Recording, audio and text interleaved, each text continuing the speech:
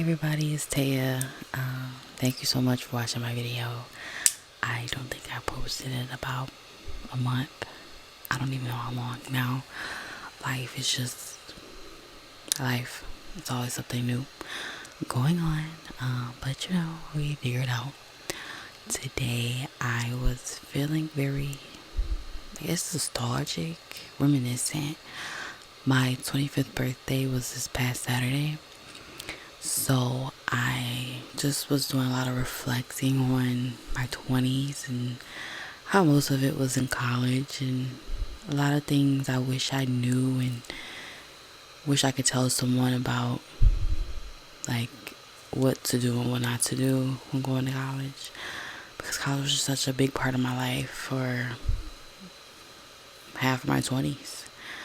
And now that I'm entering the second half of my 20s, figuring out what I want to do with the rest of my life, I just feel very reflective, and I just want to give any advice, if I could offer any, if anyone wants to listen. I really do appreciate all the love and support that you guys have been showing me on this channel. I know I'm probably the worst because I haven't posted in so long, but I'm so glad that you're still here with us, and I'm glad that I'm able to just be here with you. Okay, so let's get started. I have a list. I'm prepared. We love preparation. So, my first thing on the list of things that I wish I knew when I was in college: figure out your study habits. Now, this is something that they probably tell you in high school. If you don't have it down in high school, you have to double down on it in college. College, there's so much free time. You have so much time to do whatever you want to do, but you have to remember why you're going to school. Like, you really have to like it. So you really have to understand how you can study best and study to remember all of this stuff, because once you leave college, you're not taking any more tests. Okay, there's no more written formal tests unless you go into a field where there are. I am not a medical. I am not in the business of saving lives. I went to school for business administration. So you have to, know when to apply certain things. I wasn't saving lives, you know what I'm saying? So my stuff was, I knew I had to know a lot of things, but I didn't know how to have to save a life, if you know what I mean. So, yes. But all of that to say that if you want to be successful in the real world, you have to know what you're studying for. You can't just study for the test. You have to study to know and to really know what you're talking about. Know what you're learning, because one day you're going to have to teach somebody else the same thing. And how are you going to explain it to them if you don't know what you're talking about? That's something I wish I would have learned, is how to study for retainment, not study for the test. So yeah. Number 2, networking. Networking events at school, networking with friends, classmates, event people, whoever it is. Go to the event, go to the thing. My school had so many career fairs, and I was at most of them. There were headshots, free headshots. I have like 2 or 3. Resume workshops, all of that. I was there because I wanted a good job. I suggest everybody else does that too. I think it's very vital. You learn so much by just learning from other people. Like, I think my favorite thing about the networking events was the fact that you get to see the person before they apply for the job, because you will be able to be like, add your name to a list, and they will call you, and you can make like a first impression, so that you kind of have that to your advantage. Like, I'm not just another name on the paper. You've actually seen me, interacted with me. Have there been times where I have flaked? Yes. I am not perfect, but just know this is what your 20s is about. Figure out what you want to do with your life. So yeah, there was one, I just remember like there was one I was talking to the dude. He was so cool, but it was working with, I don't know, it was out of my, like, it was far away from me. It was something marketing, but it was something that I just, I think it was unpaid. And I had already did an unpaid internship, and I wasn't doing that again. So I think that's what it was. But do you, boo? We'll get into that later. Okay, number 3, student organizations. There are so many student organizations on campus, at any campus. I don't care which campus you at.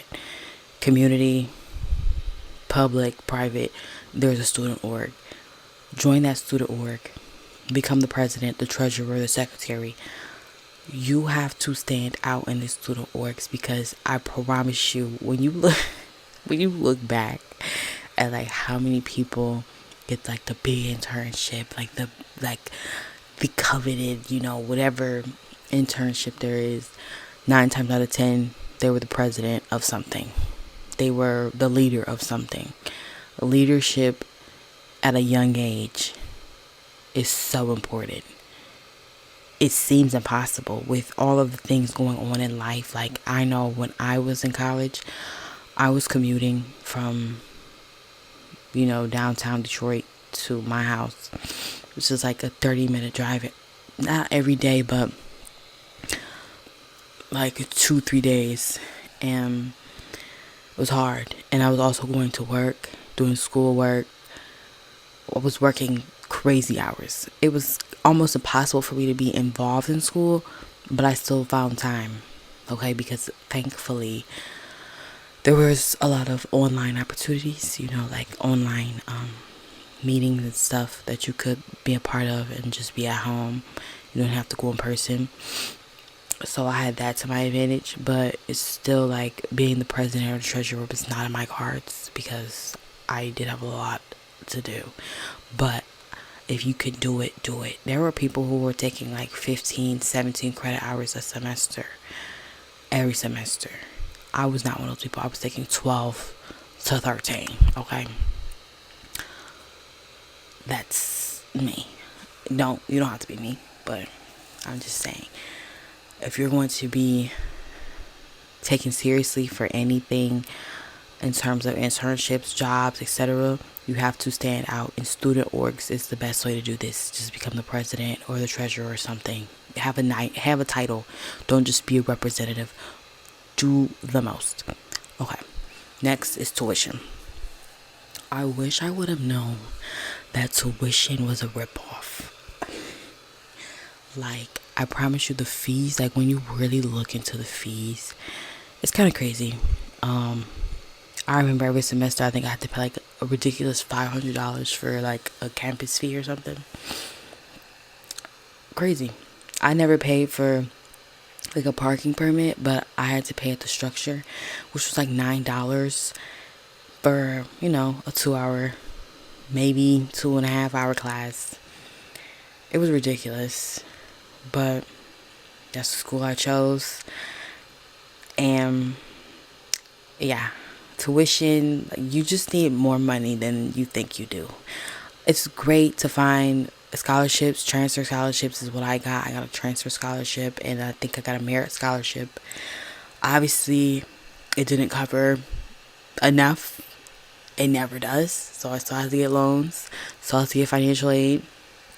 But we're thankful for what we did get. But yeah, you still need more money. If you're not working a job and going to college, I hate to say it, but you're doing it wrong. Unless you have a rich family, then you're doing it right. But I don't have a rich family. So yeah, you simply just have to work and go to school. There's really no other way for you to succeed. I mean that in the most honest way. I tried to move into an on-campus apartment and kind of figure out how my life could be with that. Never happened because I couldn't simply not work. It was impossible. You can't get an apartment if you don't have any money. So yes, you work study. I've never really got into that. I wasn't really eligible. I don't know why, but if you can look into that, do it. Me personally, looking from the outside in, I think it's a scam, because why am I working towards paying off my tuition and it's like not enough? Like, you could work the entire 4 or 5 years and it still wouldn't be enough. They don't pay you enough for them jobs. But again, outside looking in, I never had one. Never really knew anybody who did it either. So yeah, tuition. You have to prepare to spend all of your money after you've received loans and financial aid. This is just me being real. Okay. Commuting. I commuted. So I think commuting for me really worked. I didn't have to go every day. Plus, I had online classes. Obviously, I ran into traffic. I ran into a lot of unexpected delays. Gas is crazy, y'all. But we keep going. Obviously, your car wear and tear. I had to get new tires eventually. I had to get new brakes. I had to get a new starter, a new battery. These are costs that come from going to school. The more you go to school, the more your car is filling it. So yeah, just things to think about. That's just commuting. I never stayed on campus. I went to two schools. I went to a community college and I went to a university. The community college, I took the bus to school. Thankfully, they had a bus route not too far from me. Eventually, all my classes were moved online because of COVID, so I didn't have to really worry about going to school anymore. It was just all online. But still, once I went to my public school and everything was opening back up, I had to go down to downtown Detroit and I had to really figure out, the best routes and how to take care of my car at the same time and parking and yada yada. So that's just my experience with commuting.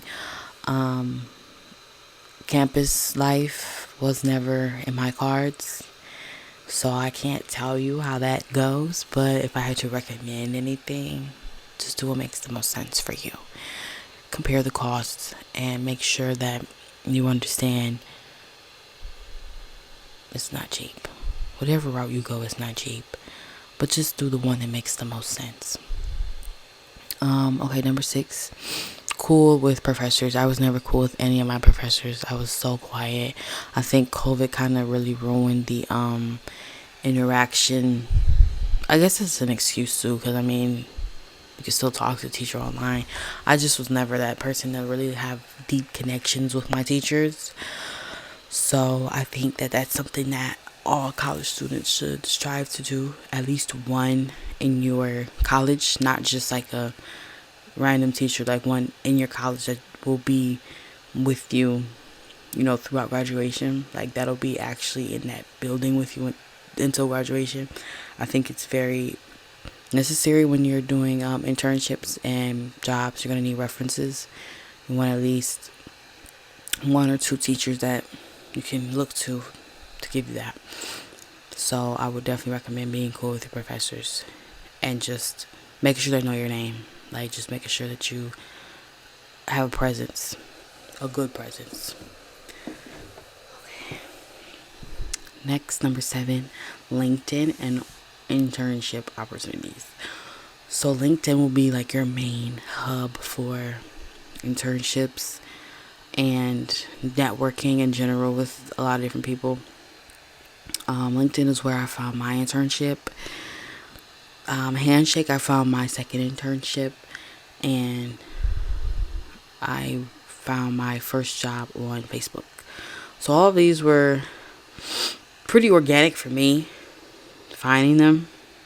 But I think LinkedIn is where most all college students, like, you start there. Like, you'll see different posts like, we're doing our hiring for whatever, and everybody will be under there like, oh, okay, yes, just sent you my resume, yada yada, trying to schmooze them or whatever.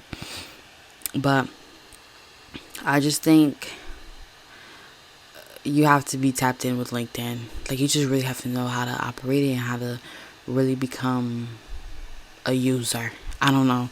You just have to know how to use it. I think like making posts and just standing out, finding ways to stand out. Like my college even had LinkedIn workshops, and they would like, check your LinkedIn page and make sure everything is, you know, user friendly or whatever. Like people will actually want to click on your profile and actually want to interact with you, and yada yada. So yeah, LinkedIn is very important, and internships will come from either LinkedIn, Handshake, or whatever, like job boards your school has. So yeah, just always check those.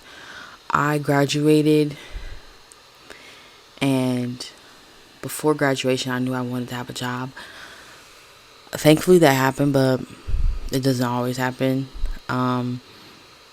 I think I started looking for jobs my senior year for sure, and I think that was still too early. It wasn't until the semester I was graduating, that's when I would suggest to start looking for jobs. Like if you're graduating in like May or June or whatever, you need to start looking in January, February, and like actively applying. That might be even too late. Like you might want to start before the holidays, like October, November. You just gotta see what it is. Everybody's different, but if you want it earlier, the better. Amen. Okay, so that was LinkedIn. Next is resume. So we are in the age of AI. I think that it's so important that you just stay away from it as much as you can. I think it's so important. Like, AI is a great tool. Don't get me wrong. I've used it for some resumes. I've used it for some cover letters. That's how I know. You just need to stay away from it as much as possible. And this is why. Because it's getting smarter. People can detect AI much more than they used to. And this is all like pretty brand new. I think in my business information systems class, we had talked about AI, and we talked about Chat GPT specifically and how it was up and coming, and we had like an assignment. We had to make an account and kind of interact with it. So I seen like early 2023, 2022, around that time, I learned what it was. Like that was my introduction. And then after that, I never used it for like assignments or homework or anything. I will be very honest. I've never used it for I've never used ChatGPT for an assignment. Grammarly, yes. Yes, ma'am. I have used Grammarly. I'm very familiar with Grammarly. But Grammarly just recently started becoming like more AI friendly. But I didn't use ChatGPT for homework or anything because it was like, for what? Like, this was like, I'm about to be my senior year. Like, I really don't care. Like, this is all, it's not saying it was all easy, but like most of the stuff is just kind of like I know what I'm learning. I know I'm adding more to it. I just didn't need it, pretty much. I didn't need it, so I didn't use it. But now it's getting to the point where everybody's using it. Don't do it. Just stay away from it. Like, it's bad for the environment. Stay away from ChatGPT. It's hard to. I'm not gonna lie. I've used it before, after school, just for like non-work related stuff. But I don't use it like on a regular. That's not me. But having said that, you don't need it. I've used it for a cover letter. I've used it for resumes. And I've never liked the results of them. They just seem so choppy and just inauthentic. You just have to be you. Like, just be you. Be real. Be real. It's not hard. If they don't like you, girl, there's 50 other companies out there that will love you.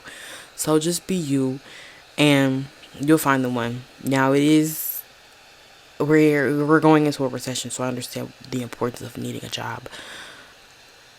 But you don't need ChatGPT. I promise you don't. I promise you got it. Okay, that was number 8. Number 9 is the importance of the degree. So the degree, you have to know what you are getting. I think a lot of people will start their college journey and they don't know that what they're studying and what they're trying to get a job for, when they're graduating, there won't be a demand for it.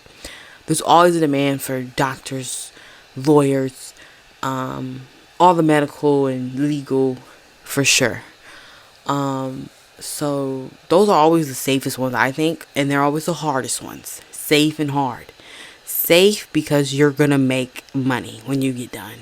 Hard because the journey, the process. I didn't want hard at all. I wanted easy and effective. That was me. So I went for business. I went for business management, business administration, and I mean, everybody has a business. It's something that will never go out of business. And yeah, yeah. I started wanting to do surgical tech, and I changed to business, well, to marketing really. And because I love marketing, I just love the art of marketing. I love the science, the research, the statistics, the calculation. How do we find people to look at this stuff and buy it, pretty much? How do we get an average person to buy this? I really, really, really love that. That's me. I'm a little bit of a nerd when it comes to like different things surrounding like campaigns and things like that. I just really find that interesting. And I really had to just maintain that throughout my college experience because that's what I wanted to go for. I knew that it was competitive. I knew it was competitive, but I didn't know how competitive it would be. So many internships, so many opportunities I did not get simply because I wasn't good enough. I was not distraught or not like really upset that I didn't get a lot of these internships. I just knew that that was the reason. Like, you just have to be impressive. And I feel like with marketing, it's competitive, but you just have to find a way to stand out. That's it. I don't want to sound like I'm going on a tangent. Bottom line, you have to be impressive, and you have to be impressive. That's it. Excuse me. So yes, the importance of the degree, you have to know what you're getting into and the job market and feeding yourself. Like, you just have to really get practical and just understand what you can do with your degree. I hope that makes sense. And last but not least is having fun, enjoying your time as a college student. It goes by so fast. I mean, you are in these classes. I started when I was 18 and I graduated when I was 23. I mean, those were some of the best years of my life, probably. Some. I haven't reached my peak, obviously, but some of those years I just really, really enjoyed being a college student. I didn't really go to a lot of games, though. I didn't really go to a lot of parties. I really just went to like the college career fairs, student org meetings, stuff like that. I wish I could go back and just experience like homecoming as a student, or experience, you know, things like that. But I mean, there's alumni nights. I'm not gonna be an alumni, so I have that going for me. But yeah, I just really think that everybody who goes to college should just be in the moment. And I was always like rushing it. I can't wait to graduate. Can't wait to graduate and be done with this place. So I think you should really just try to be in the moment as much as possible, and just understand that